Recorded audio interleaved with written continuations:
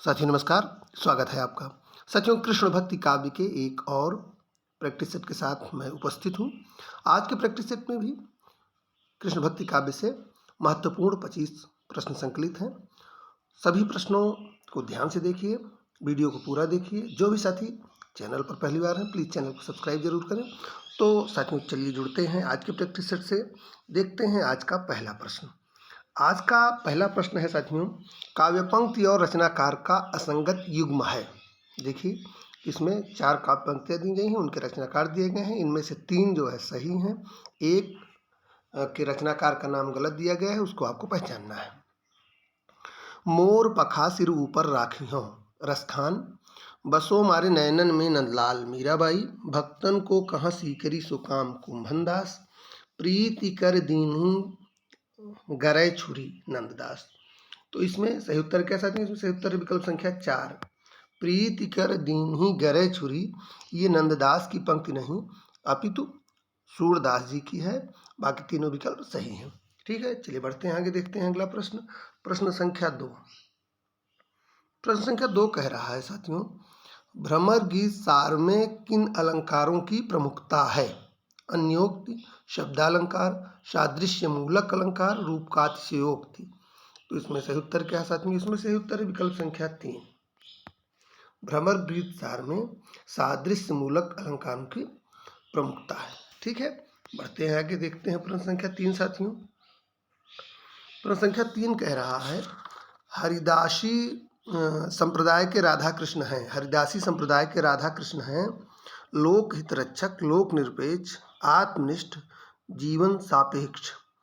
तो इसमें सही उत्तर है साथियों विकल्प संख्या 2, हरिदासी संप्रदाय के राधा कृष्ण लोक निरपेक्ष हैं, न कि लोक हितरक्षक, आत्मनिष्ठ और जीवन सापेक्ष। ठीक है, तो सही उत्तर है विकल्प संख्या 2, लोक निरपेक्ष। ठीक है, बढ़ेंगे आगे, देखेंगे प्रश्न संख्या 4 साथियों। प्रश्न संख्या 4 कह रहा है, प्रेम निकेतन श्री बनहि आई गोवर्धन धाम, लहो शरण चित चाहि के जुगल स्वरूप ललाम। पंक्तियों के रचयिता हैं नंददास, पद्माकर, रहीम, रसखान। तो इसका सही उत्तर है साथियों विकल्प संख्या 4, रसखान। प्रेम निकेतन श्री बनहि आई गोवर्धन धाम, लहो शरण चित चाहि के जुगल स्वरूप ललाम। इन पंक्तियों के रचयिता रसखान जी हैं। ठीक है, बढ़ते हैं आगे, देखते हैं अगला प्रश्न। प्रश्न संख्या 5। अच्छा प्रश्न, महत्वपूर्ण प्रश्न। श्री कृष्ण भक्ति शाखा में मधुरा भक्ति भावना का समावेश किसके अनुकरण में हुआ? जायसी, चैतन्य महाप्रभु, स्वामी हरिदास, रसखान। तो इसमें सही उत्तर है साथियों विकल्प संख्या 2, चैतन्य महाप्रभु। श्री कृष्ण भक्ति शाखा में मधुरा भक्ति का समावेश चैतन्य महाप्रभु के अनुकरण में हुआ। चैतन्य महाप्रभु गौड़ीय संप्रदाय के प्रवर्तक थे। इनका दार्शनिक मत क्या है? अचिंत भेदा भेदवाद। अचिंत भेदा भेदवाद इनका दार्शनिक मत है। ठीक है, बढ़ेंगे आगे, देखेंगे अगला प्रश्न। प्रश्न संख्या 6 साथी। प्रश्न संख्या 6 कह रहा है, स्नेह लीला के रचयिता कौन हैं? स्नेह लीला के रचयिता कौन है? रैदास, पीपा, विष्णुदास, वेनी। तो इसमें सही उत्तर है साथियों विकल्प संख्या 3, विष्णुदास। स्नेह लीला के रचयिता विष्णुदास हैं। विष्णुदास ग्वालियर नरेश डूंगरेंद्र के राजकवि थे। ठीक है, बढ़ेंगे आगे, देखेंगे अगला प्रश्न। प्रश्न संख्या 7, नखत वेद ग्रह जोरी कर को बरजय हम खा, नखत वेद ग्रह जोरी अरध करी को बरजय हम खात। सूरदास की इस पंक्ति से किस खाए जाने वाले पदार्थ का अर्थ निष्पन्न होता है? अमृत, खीर, विष, कल्पतरु का फल। तो सही उत्तर है साथियों विकल्प संख्या 3, विष। सूरदास का ये जो पद है ये साथियों कूट पद है और इसका अर्थ होता है नखद वेद ग्रह, यानी 27 नक्षत्र, 4 वेद और 9 ग्रहों को जोड़कर 40 होता है। 40 का आधा 20 अर्थात 20। ठीक है, तो सही उत्तर है विकल्प संख्या 3, 20। बढ़ेंगे आगे, देखेंगे अगला प्रश्न। प्रश्न संख्या 8, रास पंचाध्यायी किस छंद में लिखी गई है?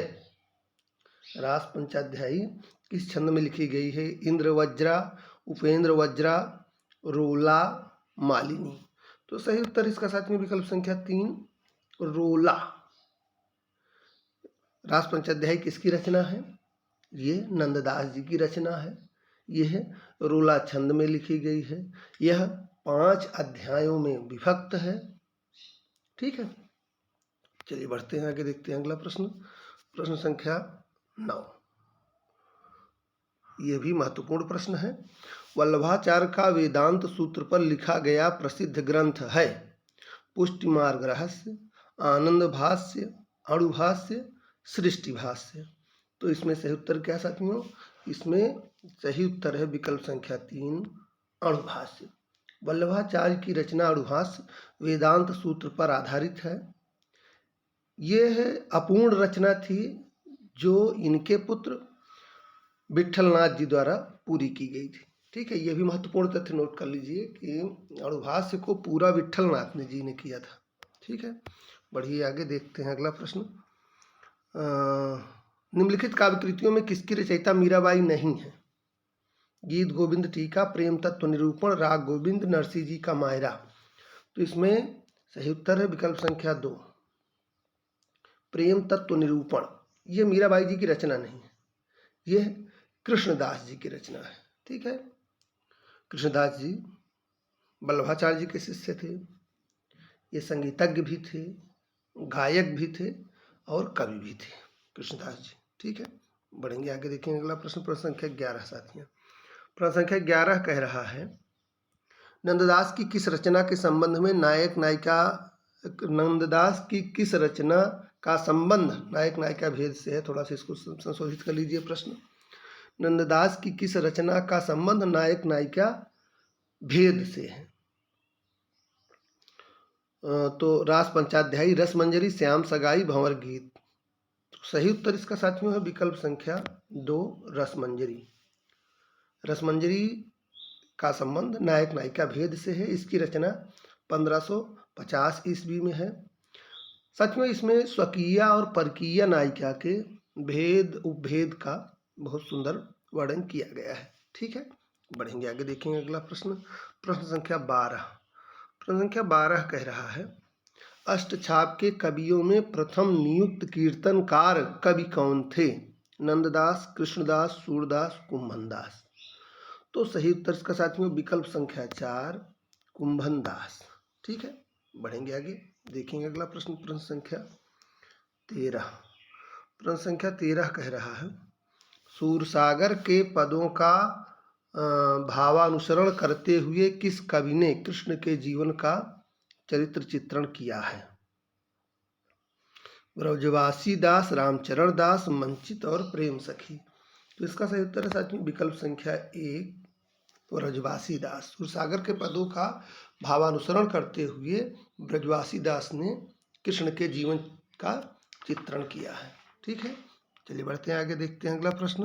प्रश्न संख्या 14, प्रश्न संख्या 14 बहुत बार परीक्षाओं में पूछा गया, बहुत ही महत्वपूर्ण प्रश्न। उज्ज्वल नीलमणि के रचयिता कौन है? रूप गोस्वामी, वल्लभाचार्य, विट्ठलनाथ, मध्वाचार्य।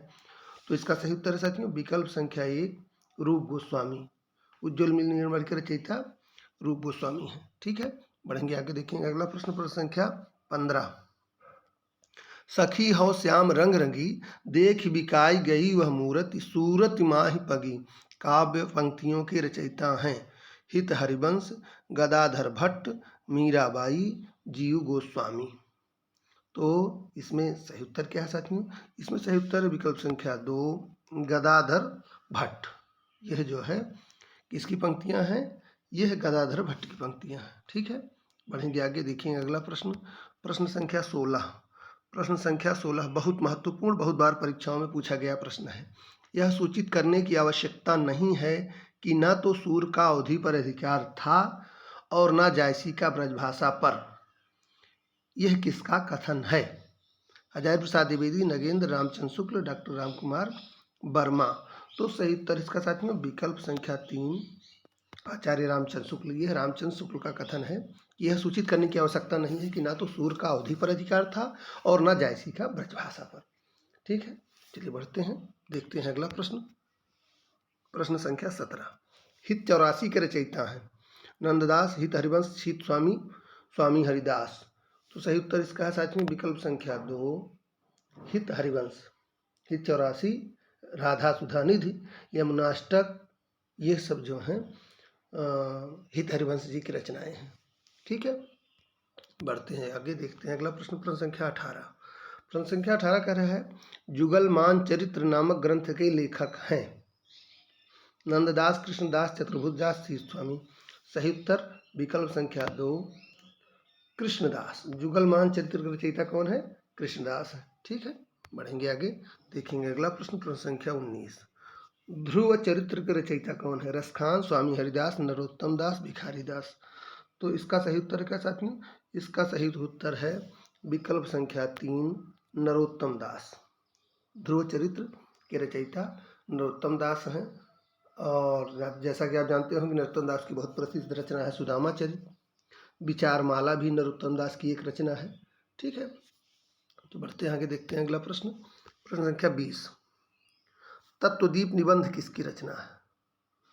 वल्लभाचार्य, निम्बारकाचार्य, नाभादास, नंददास। सही उत्तर विकल्प संख्या 1 वल्लभाचार्य।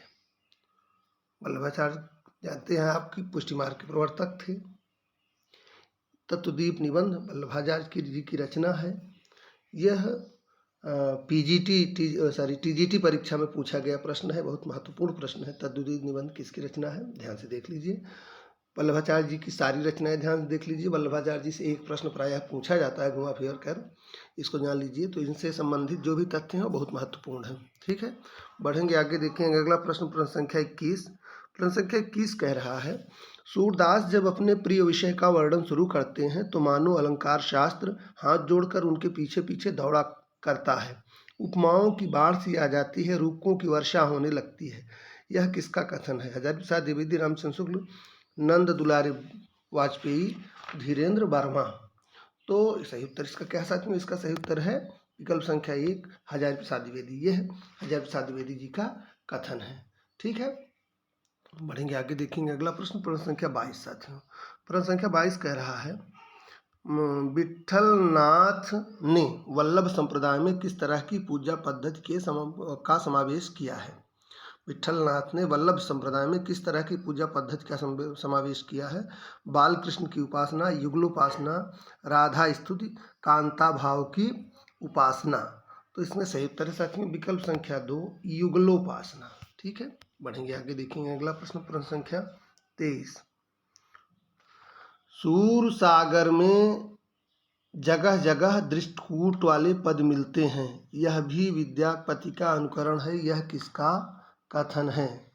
सूरसागर में जगह जगह दृष्टकूट वाले पद मिलते हैं, यह भी विद्यापति का अनुकरण है। सूरदास के संबंध में यह किसका कथन है? हजारी प्रसाद द्विवेदी, ब्रजेश्वर वर्मा, रामचंद्र शुक्ल, हरबंस लाल वर्मा। तो इसका सही उत्तर साथियों विकल्प संख्या 3 रामचंद्र शुक्ल। ठीक है, बढ़ते हैं आगे, देखते हैं अगला प्रश्न। प्रश्न संख्या 24। प्रश्न संख्या 24 कह रहा है भ्रमर गीत में गोपियों के समक्ष उद्धव किस भूमिका में है? संदेशवाहक, सिद्ध पुरुष के रूप में, मथुरावासी के रूप में, कृष्ण के साधक के रूप में। तो इसमें सही उत्तर क्या साथियों? इसमें सही उत्तर विकल्प संख्या 1 संदेशवाहक के रूप में। ठीक है, बढ़ेंगे आगे, देखेंगे आज का अंतिम प्रश्न। आज का अंतिम प्रश्न है साथियों सूरदास ने अपनी किस कृति के अंत के पद में अपनी वंश परंपरा का परिचय दिया है? सूरसागर, सूरसारावली, साहित्य लहरी, इनमें से कोई नहीं। तो इसमें सही उत्तर है साथियों विकल्प संख्या 3। सूरदास जी ने अपने ग्रंथ साहित्य लहरी में अपनी वंश परंपरा का परिचय दिया है। ठीक है, तो साथियों आज आपने तेजी से कृष्ण भक्ति शाखा से 25 महत्वपूर्ण प्रश्न देख लिए। उम्मीद करता हूँ ये संकलन पसंद आया होगा। साथियों आज के लिए इतना ही। अगले प्रैक्टिस सेट में हम रीतिकाल के प्रश्नों पर, रीतिकाल पर चर्चा करेंगे। तो मिलते हैं अगले वीडियो में एक महत्वपूर्ण प्रैक्टिस सेट के साथ। तब तक के लिए धन्यवाद, नमस्कार।